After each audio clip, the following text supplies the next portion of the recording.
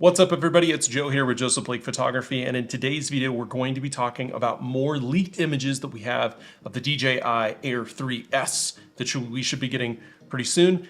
And is DJI going to make a camera? You may be surprised to learn that they already make a camera.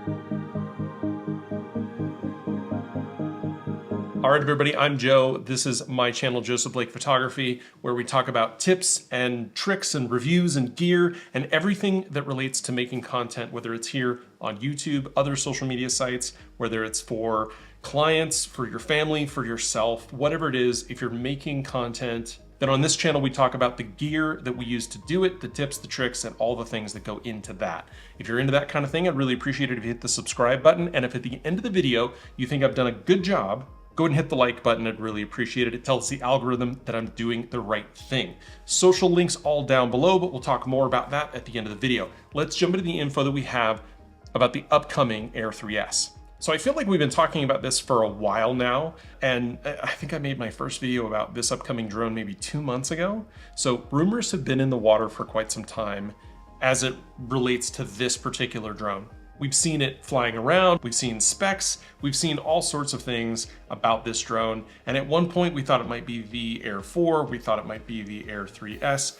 We're not 100% sure. Now it seems pretty clear it's going to be the Air 3S. And what we continue to hear is that the majority of the upgrades around this particular drone will not be on flight time, though it may be a little bit improved, but it will be in processing, low light, image quality, all of that. And the way that they're going to get there is with new image sensors, larger image sensors, the ability to manipulate the aperture, right, with a modifiable aperture on both the zoom and the primary lens, which we think are still going to be the 24mm and a 70 to 80mm lens, both now with 1-inch sensors, as well as the fact that these sensors are being touted as having 14 stops of dynamic range. I've been talking on this channel a lot about dynamic range recently with the release of the Canon R5 Mark II and discussions as to whether or not its dynamic range is better or worse or whatever. But 14 stops of dynamic range is impressive in a sensor of this size and makes sense considering the fact that it'll likely be marketed for things like sunsets, sunrises, and more complicated and contrasty photos and videos. And the reason why that's really important is that if you're photographing or doing video around a very dynamic scene where you have super bright brights in a sunset, but then you're gonna have a lot of shadows in some of your areas, you wanna bring those shadows up. You don't wanna blow out your highlights. You don't wanna destroy and lose all your blacks and your shadows. So you're gonna bring those up after the fact when you're shooting RAWs or when you're shooting high bitrate video.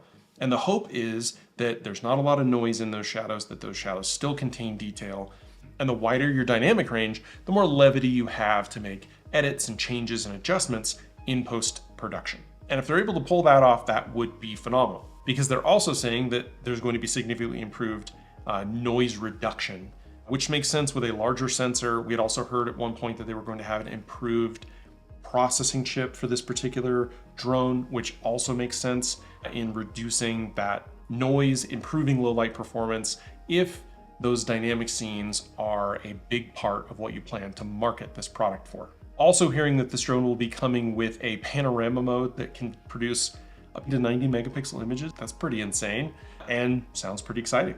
But better dynamic range, reduced noise, improved HDR, better low light performance. Those are all things that you get with better processing and especially with a larger sensor. And the other thing that we've seen that we don't actually have a lot of information on, but we can see it in the photos, is the fact that this drone seems to have a LiDAR sensor on the front. So time of flight sensors will allow this drone to be significantly better at avoiding running into a tree.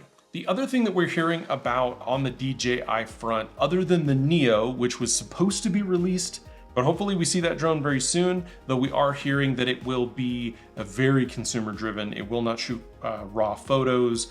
It won't even take an SD card, basically. It's just you're gonna plug a USB cable into this thing and get your JPEGs off for your stills. And then of course you'll have your video files. So that's something else that we're hearing on that drone. But the other thing that we're hearing is that DJI might make a camera. You guys know that they own a majority stake in Hasselblad, right? The reason that Mavic Pro drones have a Hasselblad sensor and optics on them is not just because they went to Hasselblad and they were like, hey guys, we really want to use your technology. They said, no, hey, we own a majority stake in your company and that's our technology, so we'll take that, thank you. They own a majority stake in Hasselblad. They are the main owner of Hasselblad. Hasselblad makes very expensive, like tens of thousands of dollars worth of medium format cameras.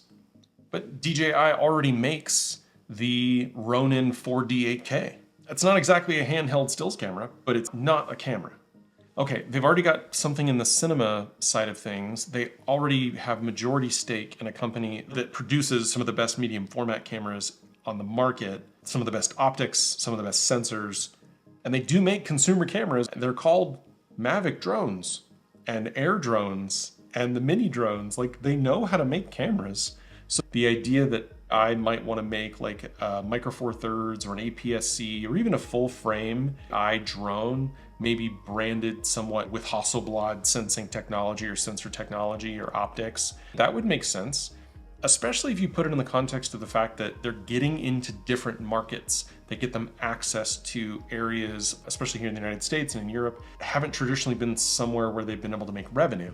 So for example, if drone purchasing becomes difficult in some Western countries, especially in the US, but they've buoyed up their revenue targets and their ability to sell products by diversifying their product line with things like their mountain bike e-bike motors, a stills camera or video camera system that isn't super expensive, more of the Hasselblad branding on things. There are gimbals that they sell that are very affordable for individual content creators. They make microphones, right?